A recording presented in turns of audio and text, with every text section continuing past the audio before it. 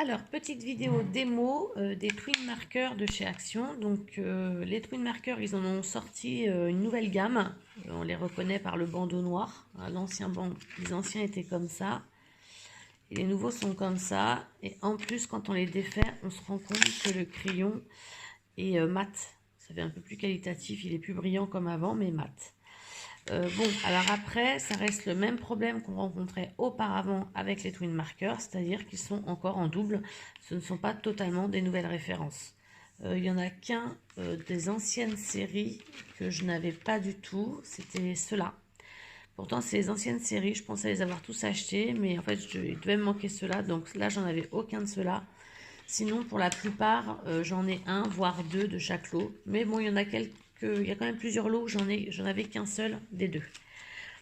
Donc j'ai fait des tamponnages avec de la Memento, comme celle-ci, sur un papier DCP blanc qui est très bien donc pour la colorisation des feutres à alcool. Et puis du coup, on va essayer de travailler ensemble les différents dégradés avec les feutres alcool de chez Action. Donc moi, à chaque fois que j'en achète, je tiens à jour un petit livret comme ça avec toutes les nuances de couleurs, enfin voilà, tout est référencé. Et j'en ai un deuxième comme celui-ci qui donc correspond plus à... c'est celui qui est dans mon sac à main. Donc comme ça, il est protégé.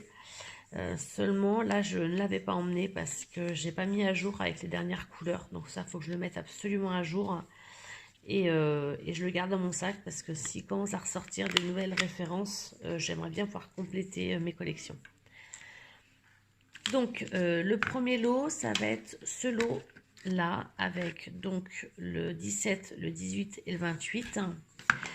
Donc moi, j'aime bien avoir... Vous voyez, j'avais déjà commencé à tester. J'aime bien tester les couleurs avant de les positionner. Donc, le 17, ça va être le plus foncé.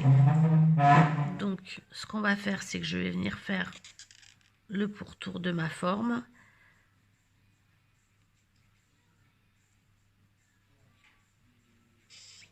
Je viens l'élargir un peu. Ensuite, donc on pourrait penser que celui-ci est plus clair, mais comme vous voyez, il a une légère nuance un petit peu orangée. Mais en le mélangeant avec le rose foncé, on va réussir à faire un léger dégradé. Donc ce que je vais faire, c'est que je repasse sur l'intégralité de mon rose foncé.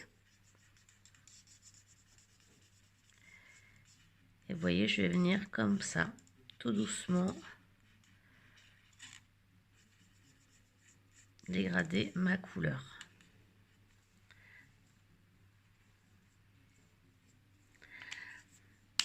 Ensuite, je vais venir rajouter donc le 18 qui est donc la couleur claire. Je vais faire par les extérieurs. Et je vais venir dégrader progressivement dans ma couleur du milieu.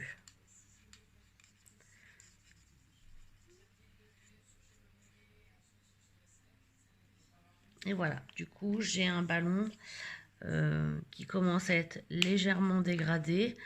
Attention en passant au clair, parce que vous voyez, ça peut faire quelques petites marques. Donc, je viens réajuster mes couleurs.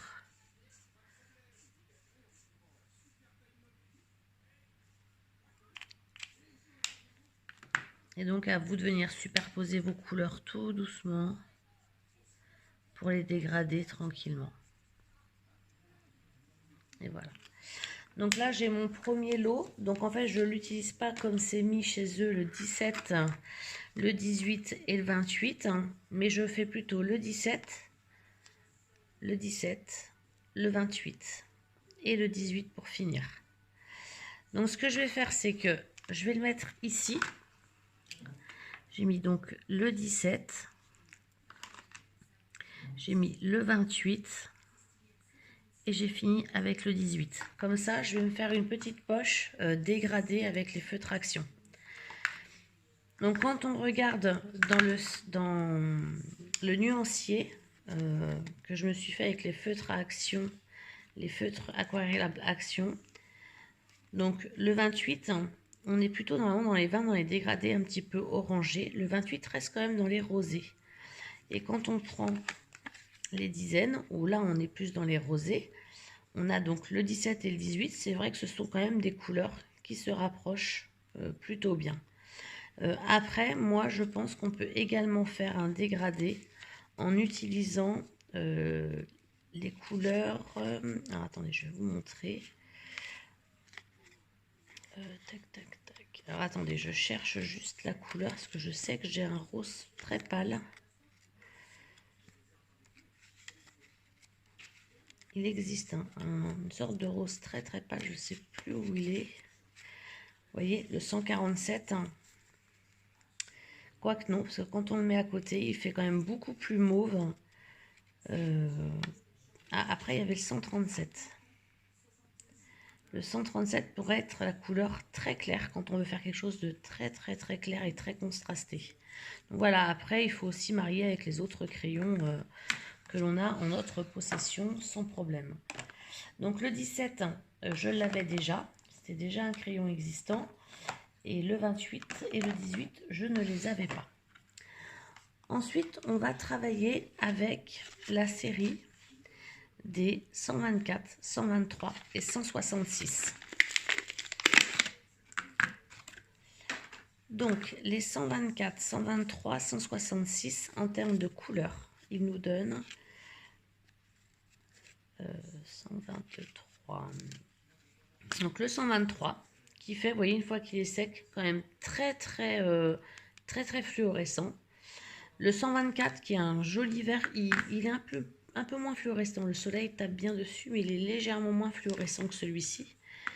Et le 166... Donc le 166, c'est un beau rose, un beau vert qui fait légèrement mint d'ailleurs. Donc on va faire le test des produits et on va voir ce que ça peut éventuellement donner. Donc le 124 qui est un beau vert. Le 166 qui pourrait très bien dégrader le 124 justement. Et alors celui-ci, je ne sais pas trop où est-ce qu'on va pouvoir le mettre. Peut-être comme ça pour donner une couleur un peu plus dynamique, plus Pepsi. Ce que je vous propose pour celui-ci, c'est d'utiliser d'abord le jaune qui fait un peu fluo. On va l'utiliser en point lumière en fait, sur cette partie-là. Je vais ensuite poser donc le 124. Je vais venir le recouvrir en fait, mon 124, avec mon vert. Mon vert va du coup être assez Pepsi, assez dynamique, assez intense en couleur, un peu plus flashy. Et du coup, quand je vais quitter la zone où il y avait le jaune, il va venir légèrement s'éclaircir. Donc c'est très léger, il va falloir attendre que ça sèche un petit peu pour voir exactement ce que ça donne.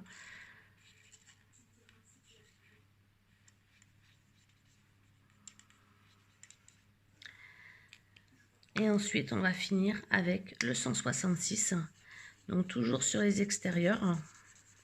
Et on va venir donc le dégrader progressivement. Et je viens le travailler toujours dans mon verre pour éviter que ça fasse des démarcations.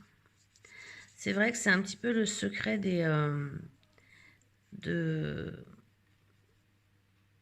feutres à alcool, c'est qu'il faut absolument superposer, chevaucher vos couleurs pour qu'elles se fondent et qu'elles arrivent réellement à faire un joli dégradé.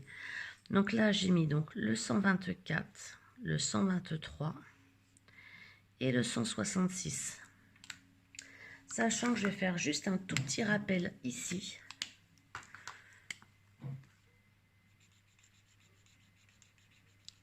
Pour montrer quand il va être plus clair et plus assoupli ce que la couleur va donner sans avoir mis un peu de jaune. Mince, je remets du jaune, sans mettre de jaune finalement.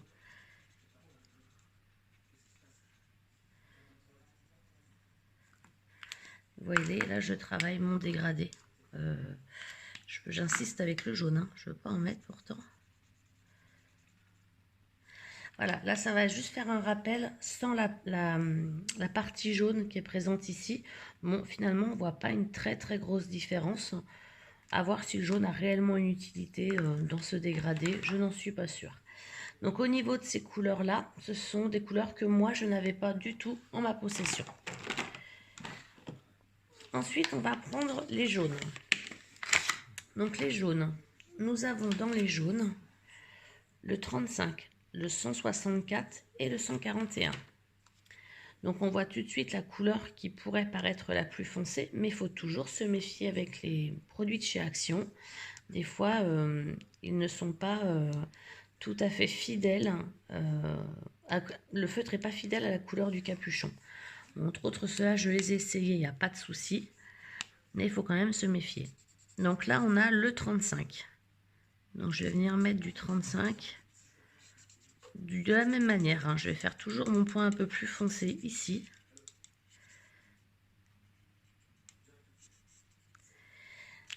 Et ensuite, je vais venir adoucir en fait ma couleur. Et donc là, je vérifie juste parce que je pense que celui-ci est légèrement plus foncé. Voilà. Celui-ci fait un petit peu plus orangé, donc je viens le travailler dans mon jaune. Et contrairement à ce que l'on pense quand on sort le feutre, ce n'est pas la couleur la plus claire du combo 3 couleurs. Donc ça, faut vraiment y faire attention parce que c'est comme ça qu'on fait des erreurs avec les feutres à action. Il faut vraiment venir faire des petits tests au préalable sur une chute de feuilles pour pouvoir voir exactement la couleur qui va être indiquée. Donc voilà pour le jaune. Et là, en fait, on voit quand même qu'on a une légère démarcation ici. Donc ça, moi, je suis pas très fan. Donc je vais venir légèrement la corriger. Et je viens continuer à dégrader ma couleur progressivement pour que il n'y ait plus cette ce dégradé, cette marque qui était franche et nette. Donc nous venons de travailler ce combo de couleurs, le 35, le 41 et le 164. Donc si je ne m'abuse, le 164 je ne l'avais pas, le 141 je ne l'avais pas non plus. Et par contre le 35 faisait déjà partie des anciens feutres à action. Donc le 35 existait déjà. Donc, une fois que nous avons fait ces crayons-là, on va essayer les orangés. Donc, les orangés, il y a le 34, le 97 et le 21. Et nous allons voir ce que ça donne. Donc, de visu comme ça, celui-ci paraît foncé. Je ne sais pas ce que ça va donner. On va les essayer pour voir. Donc là, on a un beau marron. Pour faire des renards, il doit être juste topissime, celui-ci. Donc celui-ci, ça doit être un orangé. Oh là, c'est super ça, ces couleurs-là. Pour les couleurs d'automne, c'est juste magnifique. Hein. Ouh là là, ah oui, d'accord. Alors, comment on va faire un dégradé avec ça? On va venir mettre la couleur foncée, donc la 21. Je viens les mettre ici.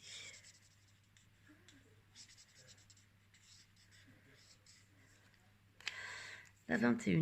Je vais venir mettre ensuite la 97.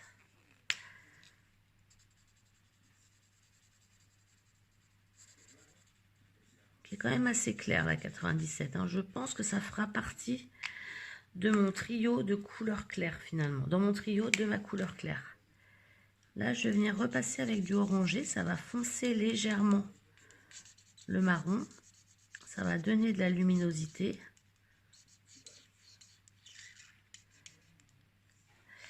Et je vais venir éclaircir le tout avec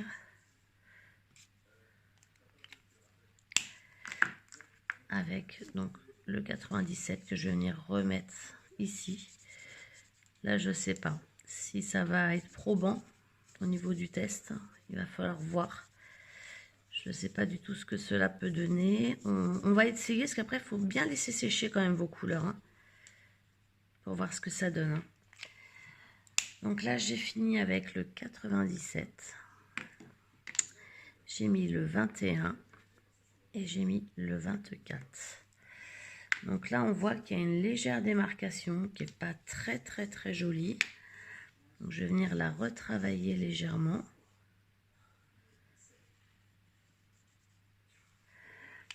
Et je trouve qu'en venant la retravailler, finalement, on enlève au final le dégradé. On va voir en séchant. Mais alors là, je suis pas du tout satisfaite du dégradé. On ne voit pas de dégradé finalement dans ces couleurs-là.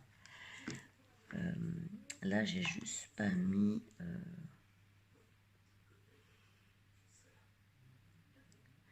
le 35, le 141 et le 164. J'avais pas mis les couleurs du jaune, donc je suis venue les remettre. Ensuite, on va essayer, donc là, à voir ce que ça donne. Franchement, j'en sais rien. Je ne suis pas garantie, je ne suis pas hyper emballée.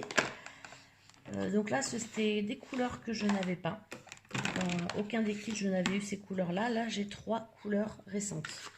Bon, ceci dit, attention, hein, je n'achetais pas tous les feutres Action sans arrêt. Hein. On va finir en essayant la panoplie de vert. Et puis après, je vous laisserai parce que la vidéo elle fait déjà 16 minutes. Et donc, si je veux réussir à la poster, ouais, il me reste encore 2 couleurs où je vais me dépêcher. Je ne vais plus parler et je vais me dépêcher à le faire.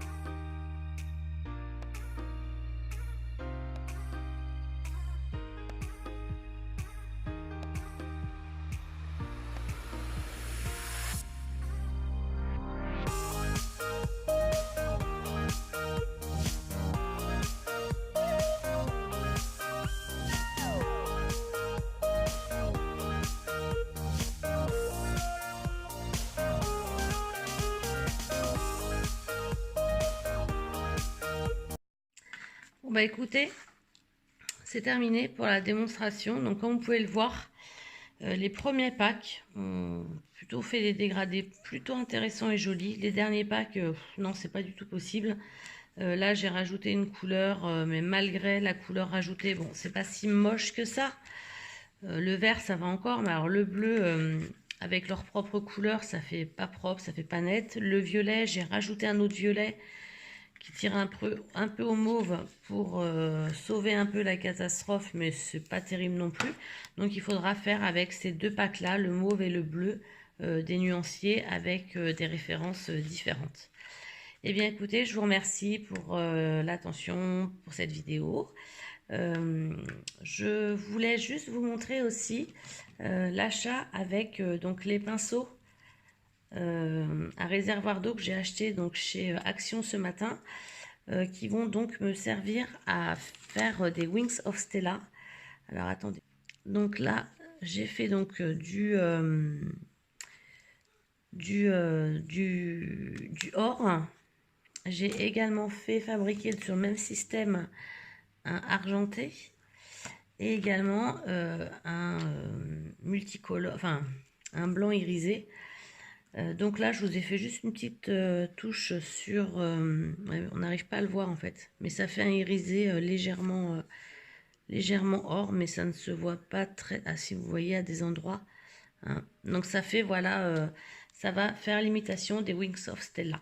Et donc je les ai fait avec ces acryliques que j'avais acheté chez Cultura. Et ce matin, j'ai oublié de vous montrer sur ma vidéo haul, j'ai également acheté cette peinture à Action, qui a un très joli rose. Et j'ai trouvé aussi les petits embellissements bois. Donc j'en ai pris deux. Ah non, même pas. J'en ai pris un comme ça, qui fait très été. J'ai pris celui-ci qui fait aussi été, mais qui a des petits embellissements rigolos qui vont avec toutes les occasions. Celui-ci qui fait plus tropical dans les couleurs, mais on changera les couleurs de toute façon. Et celui-ci, pour la manette de jeu, pour faire une carte ado, c'est pas mal. Donc les couleurs, en fait, oui, elles sont pas jolies, mais un coup de gesso et on repeint les embellissements et ça fait des embellissements bois sympas. Voilà, je vous remercie et je vous dis à très très bientôt. Ciao, ciao, bye.